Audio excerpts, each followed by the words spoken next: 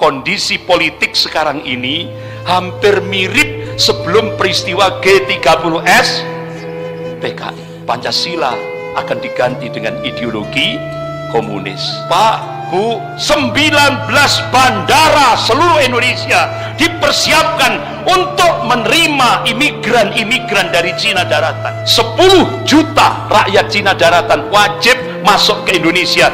Ini bukan bohong, Pak. Saya sendiri menyaksikan. Selesai sholat subuh saya naik ke atas, itu sudah ratusan orang-orang Cina daratan rambut cepat. Tiap hari datang utusan dari Mabes Angkatan Darat, Ustadz, TNI itu yang aktif 500.000 kurang lebih, sementara tentara merah 10 juta. Kami nggak sanggup menghadapi tanpa bantuan umat Islam. Semua ini pejabat-pejabat itu, mulai dari elit sampai bawah, itu sudah jadi cecunguk-cecunguk Cina. Loh, kaget saya, mosok Pak?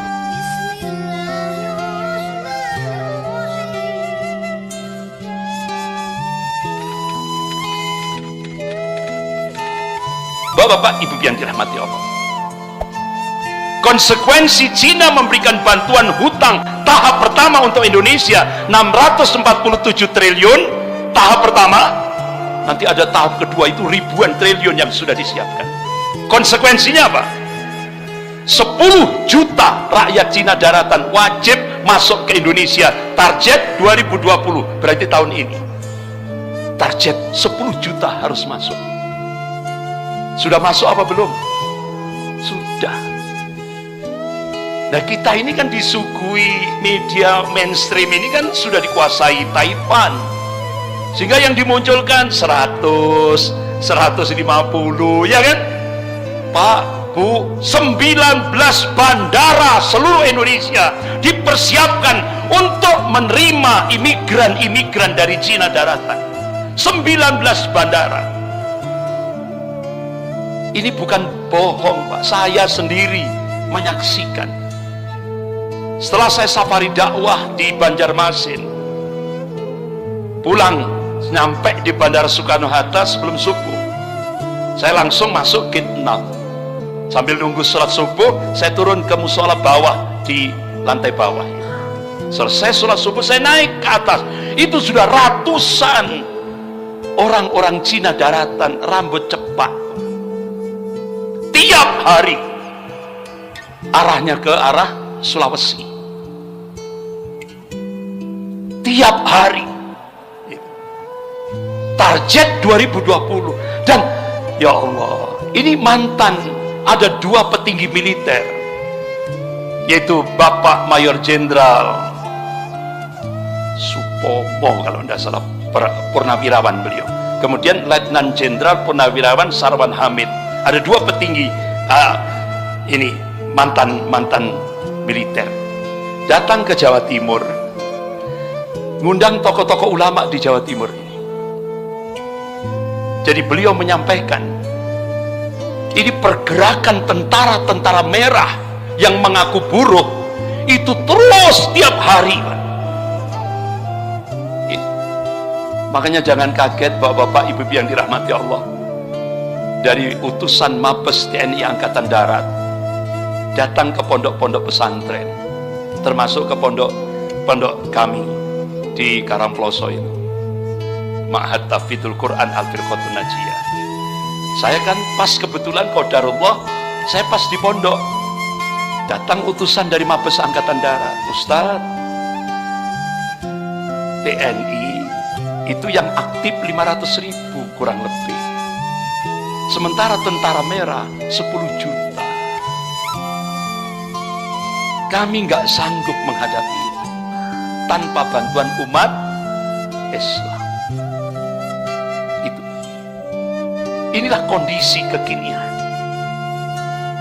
Jadi bapak-bapak, ibu yang dirahmati Allah, makanya mantan Panglima TNI Bapak Jenderal Purnawirawan Gatot Nurmantio memberikan statement tanggal 6 Juli 2019.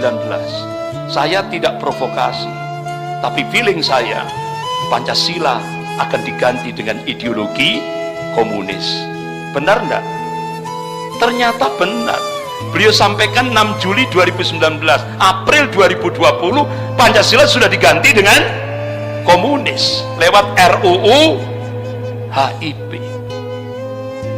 Ketuhanan yang Maha Esa dirubah jadi ketuhanan yang berkebudayaan. Pancasila diganti Trisila dan Eka Sila. Benar. Makanya Pak Gatot Nurmantio memberikan statement terakhir, benteng terakhir yang menyelamatkan NKRI ini cuma satu, Pak. Umat Islam. Benteng terakhir.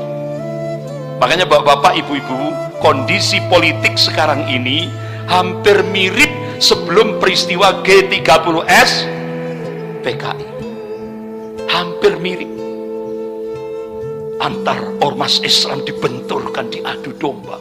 Antar kelompok Islam diadu domba. Antar TNI juga ya kan, militer diadu domba. Ini semua, Pak, luar biasa. Jadi kondisi politik sekarang ini hampir mirip sebelum kejadian peristiwa G30S PKI tahun 65. Jadi kekayaan satu konglomerat saja itu sudah sama dengan 100 juta rakyat Indonesia. Makanya bapak-bapak, ibu-ibu yang dirahmati Allah, saya pernah habis kuliah subuh didekati seorang pejabat, Ustadz, di Jawa Timur ini Ustadz, mulai dari elit sampai ke bawah Ustadz, semua ini pejabat-pejabat itu, Pak, mulai dari elit sampai bawah itu sudah jadi cecunguk-cecunguk Cina. Loh, kaget saya, mosok Pak? Ini pejabat yang ngomong, Ustadz, saya ngomong ini fakta. Bener enggak kira-kira? Jadi cecunguk itu apa, Pak? Apa cecunguk itu? Jongos. Jongosnya Cina. Miris kita. Miris. Sampai akhirnya Pak Ketua MPR, Pak Zulkifli Hasan waktu itu ngomong, kita tidak bisa berbuat apa-apa. Loh, kita ini mayoritas, tapi tidak bisa berbuat apa-apa. Akhirnya di ujung pidatonya, kita masih punya Allah. Kita masih punya Allah. Nah ini Pak, semangat kita. Kita masih punya Allah. Kita tidak boleh pesimis. Ya kan? Tidak boleh pesimis. Wala tahin wala, Allah ingatkan dalam surah Al-Imran ayat 139. A'udzubillahi minasyaitonir rajim. Wala tahin wala tahzan wa antumul a'launa in kuntum mu'minin. Jangan kamu pesimis, jangan kamu merasa lemah, jangan kamu merasa inferior, jangan kamu merasa marginal. Wala tahzan, dan jangan kamu sedih, tidak boleh sama Allah. Wa antumul a'launa, sesungguhnya kamu itu tinggi.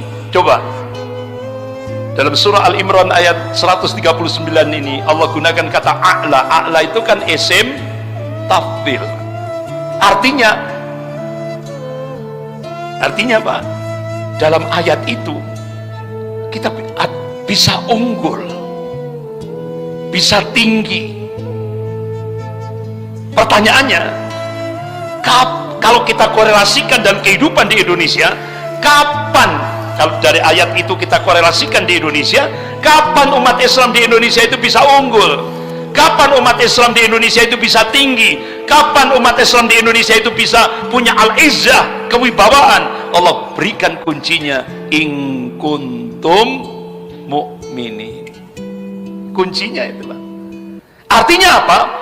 Kalau kalimah tauhid la ilaha illallah itu sudah menghunjam dalam setiap saksiyah Islamiyah, insya Allah janji Allah pasti, ta'yidullah, pertolongan Allah akan diturunkan. Berarti syaratnya tauhidnya harus murni, dan itu merupakan basic, ya, dan itu merupakan syarat mutlak Allah berikan kemenangan. Tauhidnya harus murni, tauhidnya harus murni, imannya harus murni. Makanya Allah ingatkan dalam surah Al-An'am ayat 82 itu. A'udzubillahi minasyaitonir rajim. Alladzina amanu wa lam yalbisu imanan bidzulmin ulaika lahumul amnu wa hum muhtadun. Jadi orang-orang yang mukmin, orang-orang yang muwahhid, yang mentauhidkan Allah itu kata Allah, wa lam yalbisu imanan bidzulmin, dan tidak mencampur adukkan imannya dengan adzulum. Itu kalangan mufassir menafsirkan adzulum itu bil makna asyirik. Jadi iman yang dikehendaki oleh Allah, tauhid yang dikehendaki oleh Allah, yaitu tauhid yang tidak terkontaminasi dengan segala macam bentuk-bentuk kesyirikan. Itu baru kalau itu sudah kita aplikasikan dalam hidup dan kehidupan ini, Allah berjanji, ulaika lahumul amnu wa hum muhtadun. Mereka itulah hamba-hamba Allah yang akan diberikan al-amnu, keamanan fid dunya wal akhirah, wa hum muhtadun, dan Allah akan tetap memberikan hidayah. Janji Allah pasti. Nah sekarang balik lagi ke materi kita. Bapak-bapak, ibu yang dirahmati Allah. Jadi proyek reklamasi dan proyek Mekarta ini ternyata entry point, pintu masuk komunis Cina untuk menjebol kedaulatan Indonesia. Tokohnya adalah mafia Sembilan Naga, itu koordinatornya adalah James Riyadi. Bapaknya namanya Mokhtar Riyadi, orang Batu. Wong Batu. Mokhtar Riyadi itu wong Batu, Pak. Dulu masih fuqara masakin. Tidak tahunya 2010 luar biasa. Dia masuk daftar orang terkaya seluruh dunia. Sampai dia dirikan Bank Lipo. Itu Mokhtar Riyadi kan orang Batu. Sampai mengumpulkan pengusaha-pengusaha Cina. Jadi dia pidato di depan pengusaha-pengusaha Cina. Lipo itu artinya lama-lama Indonesia milik OE. Lama-lama Indonesia milik OE. OE itu kan aku. Benar enggak? Ternyata benar. Itu wong Batu.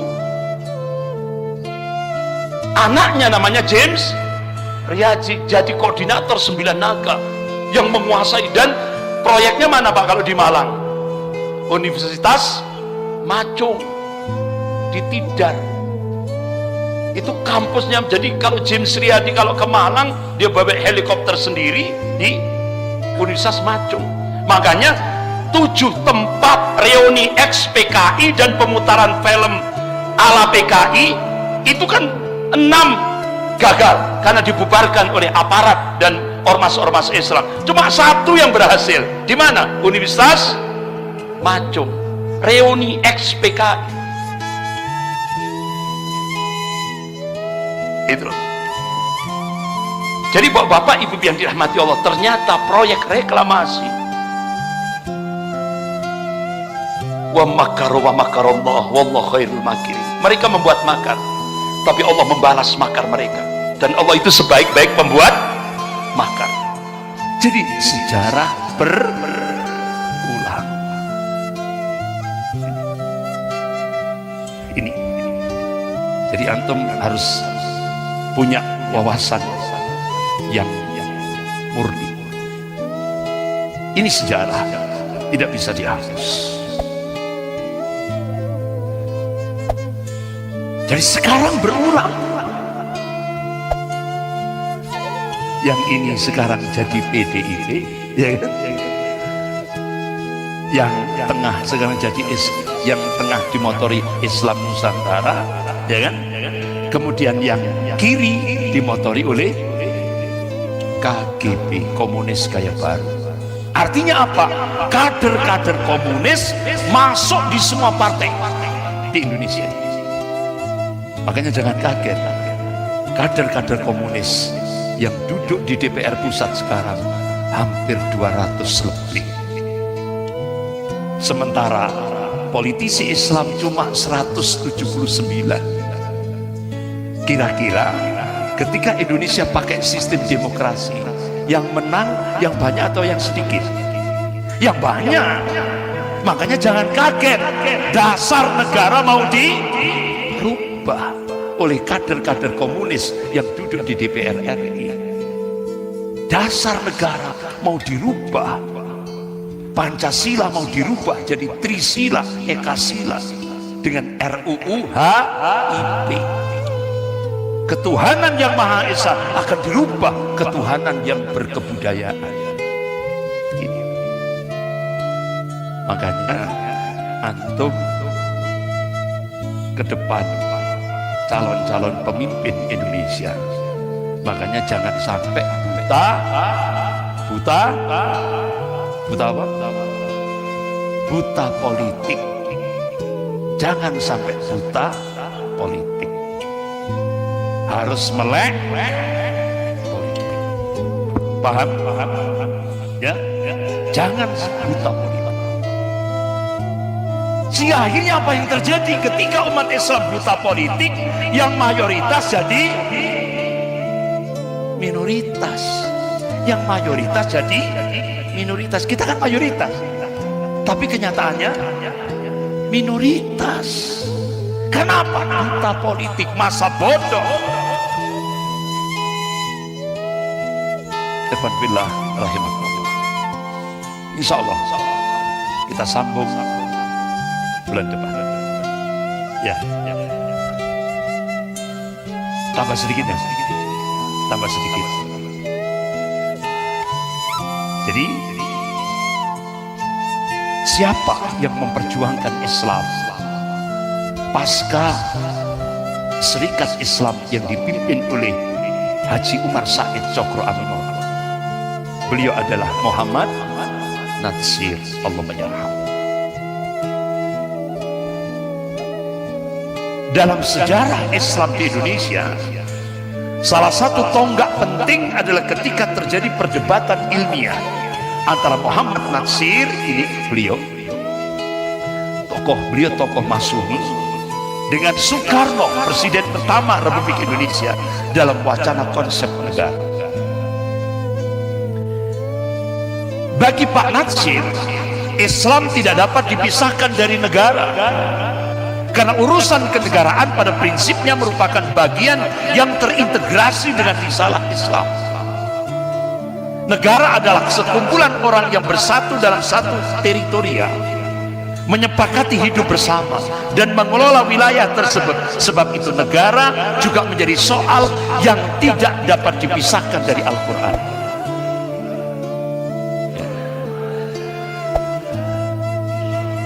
Coba yang patut digarisbawahi, negara juga menjadi soal yang tidak dapat dipisahkan dari Al-Quran. Ini harus digarisbawahi. Beliau, Bapak Muhammad Natsir, mengutip surah Ad-Dariyat ayat 56. A'udzubillahi minasyaitonir rajim, wa ma khalaqtul jinna wal insa illa liya'budun. Tidaklah kuciptakan jin dan manusia kecuali untuk beribadah kepada Allah.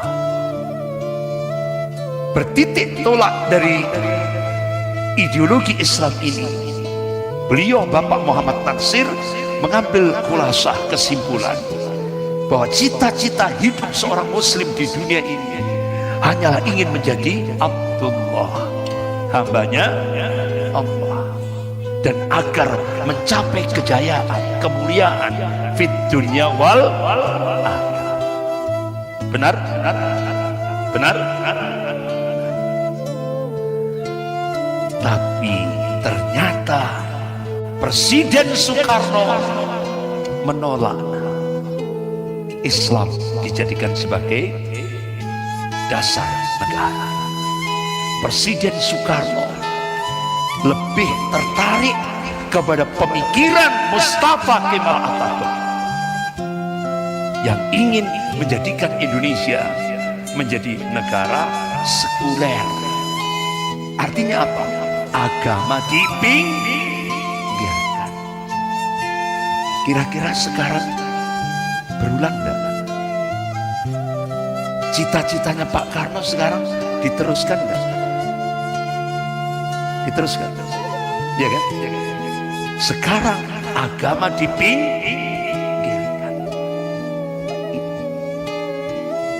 Sampai Pak Natsir mengatakan Mustafa Kemal Atatürk itu begundalnya Zionisme Yahudi.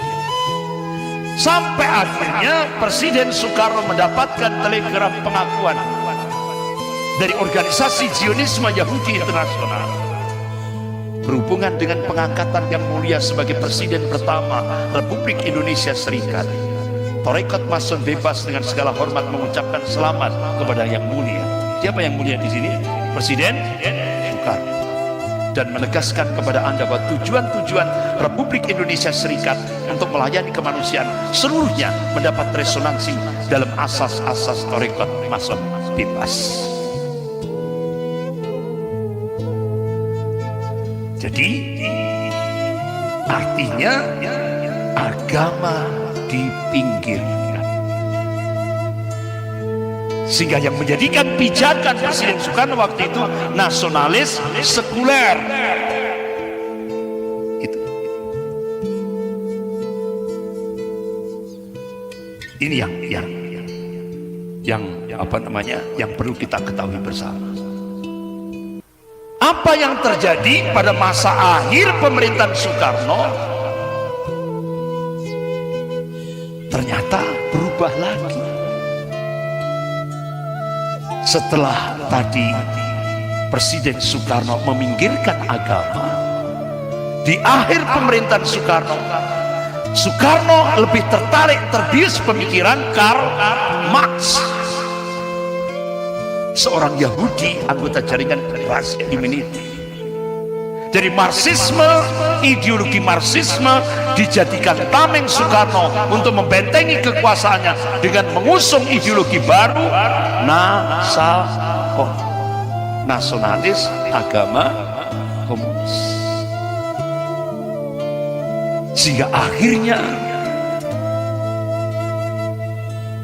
pertanyaannya,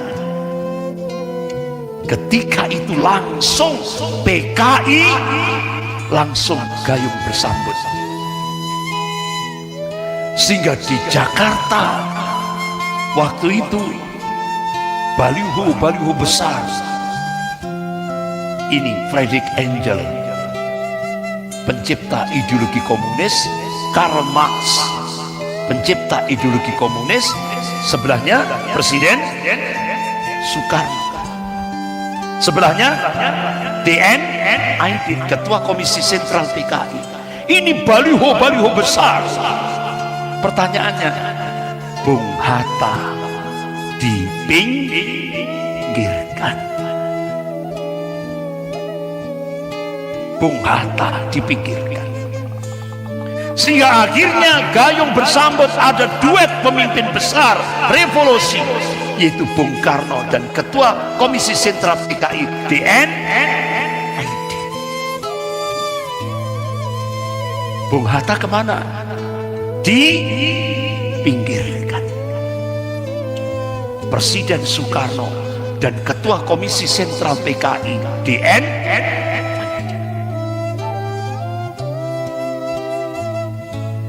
di akhir pemerintahan Soekarno. Ini ratusan ribu yang hadir di Jakarta. Ini jaya-jayanya PKI. Jadi petualangan politik PKI di era demokrasi terpimpin, Pancasila yang diakui Komisi Sentral PKI adalah Pancasila versi pribadi Soekarno, yaitu 1 Juni 1945. Saya tanya, sekarang yang dipakai Pancasila 18 Agustus atau Pancasila 1 Juni? 1 Juni. Berarti Pancasilanya PKI.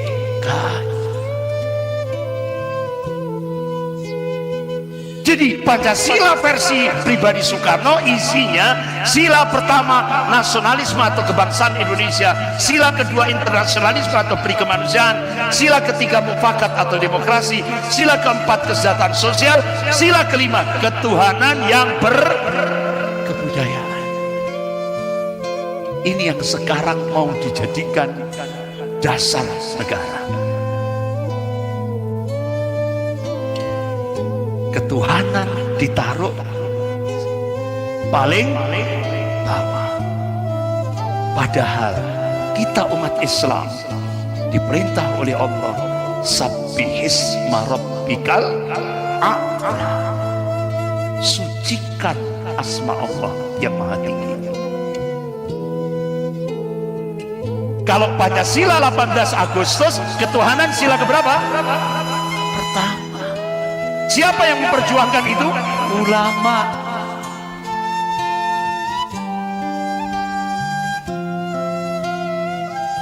Sementara ketuhanan yang berkebudayaan itu yang diperjuangkan oleh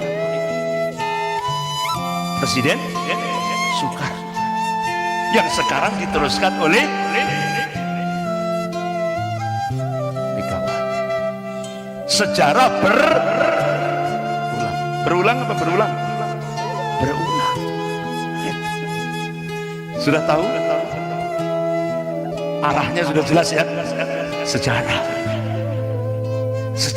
berulang. Jadi antum harus tahu. Akhirnya, apakah terus akhirnya ketika ideologi Nasakom terus muncul, semua tokoh-tokoh ulama setuju? Nah, 907 ulama seluruh Indonesia kumpul tanggal 8 sampai 11 September 1957 di Palembang, kumpul mengeluarkan fatwa ideologi atau ajaran komunisme adalah kufur hukumnya dan haram bagi umat Islam menganutnya. Wih, ya tegas ya, tegas nggak fatwa ulama? Sampai-sampai bagi orang yang menganut ideologi atau ajaran komunisme dengan keyakinan dan kesadaran, kafir. Tegas ya, tegas. Ulama-ulama dulu tegas. Padahal Presiden Soekarno masih jadi presiden. Tokoh-tokoh 907 ulama mengeluarkan kafir, tidak sah menikah dan menikahkan orang Islam, tidak ada waris mewarisi, haram jenazahnya diselenggarakan secara Islam. Tegas itu. Nah, kalau tokoh-tokoh ulama yang sekarang mengeluarkan fatwa ini, kira-kira kemana tempatnya? Penjara. Penjara. Ulama-ulama dulu luar biasa. Akhirnya Presiden Soekarno marah, murka itu apa? Marah. Sampai akhirnya Presiden Soekarno tanggal 17 Agustus 1958 pidato. Jadi 907 ulama yang mengeluarkan fatwa tahun 1957 muktamar di Palembang, itu kata Presiden Soekarno, komunis fobia dan satu perbuatan yang amoral. Jadi ulama 907 ulama itu disebut, dipidatokan oleh Presiden Soekarno amoral. Jadi ulama dikatakan amoral. Amoral itu gak duwe moral, berarti gak duwe akhlak, iya kan? Marah Bung Karno. Akhirnya tokoh-tokoh ulama dijebloskan ke penjara tanpa prosedur hukum.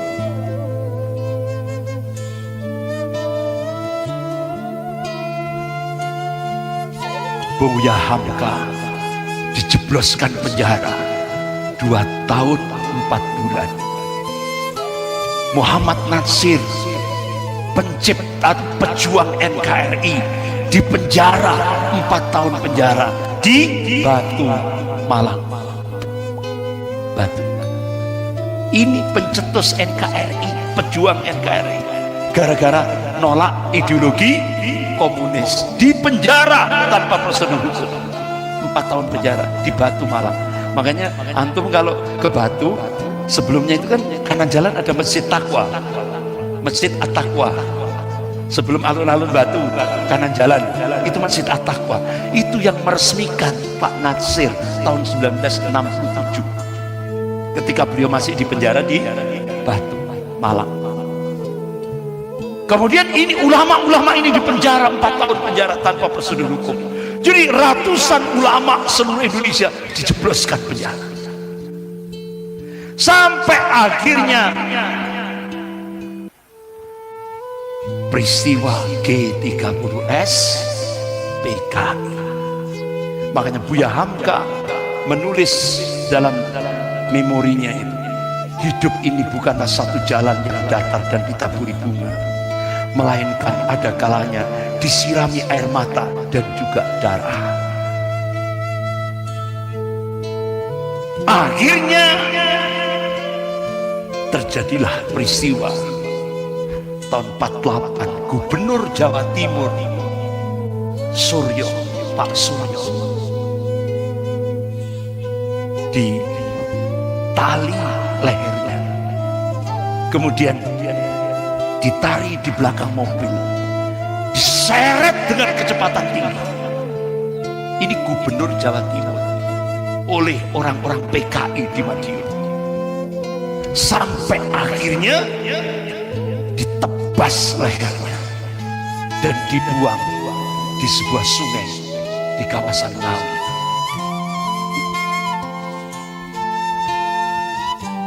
Jahat PKI. Ini keganasan PKI Madiun. Para kiai pesantren dan keluarganya dibantai dengan cara-cara biadab. Pondok pesantren Gontor juga diserang. Sampai puncaknya muncul lagi peristiwa G30S PKI tahun 65. Ribuan umat Islam dibunuh, dibantai, sampai akhirnya malam 1 Oktober 6 jenderal dan 1 perwira dibunuh dengan cara-cara biadab dan dimasukkan ke lubang buaya.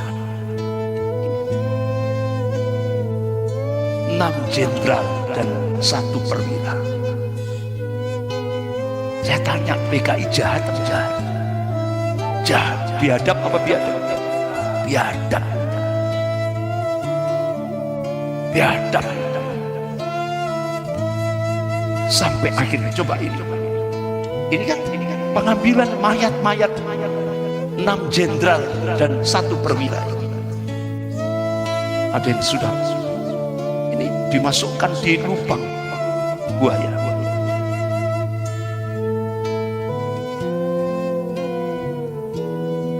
Sampai Buya Hamka mengatakan, ternyata apa yang diucapkan oleh ulama-ulama di Indonesia, ternyata umat Islam tidak menghiraukan. Baru 10 tahun setelah apa yang disampaikan ulama terjadi, baru umat Islam se-Indonesia, ya Allah, ternyata peringatan ulama 10 tahun yang lalu sebelum kejadian G30S PKI, ternyata ulama-ulama diberikan basirah, ketajaman mata hati oleh Allah Subhanahu wa Ta'ala. Sampai akhirnya seluruh kaum muslimin yang tidak berdosa di Solo, di Kertosuro, Klaten, Boyolali, Banyuwangi, Kanigoro, Blitar, Takran, Magetan dibantai oleh orang-orang PKI. Sampai akhirnya pasca G30S PKI, ABRI dan umat Islam bersatu melawan komunis. Ini sejarah yang tidak bisa dihapus. ABRI dan umat Islam bersatu melawan komunis. Nah, sekarang sejarah itu berulang. TNI dan umat Islam kira-kira yang selama ini dimusuhi oleh PKI, sekarang ini umat Islam dan TNI. TNI umat Islam diadu domba. TNI juga seperti itu, ya kan? Ya kan? Sejarah berulang. Makanya nanti insya Allah nanti ada satu masa di mana TNI dan umat Islam akan bersatu lagi melawan komunis. Siap? Siap? Allahu Akbar. Sekian, lebih kurangnya saya mohon maaf. Astagfirullahaladzim. Subhanakallahumma wa bihamdik, asyhadu an la ilaha illa anta, astaghfiruka wa atubu ilaik. Wabillahi taufiq wal hidayah. Wassalamualaikum warahmatullahi wabarakatuh.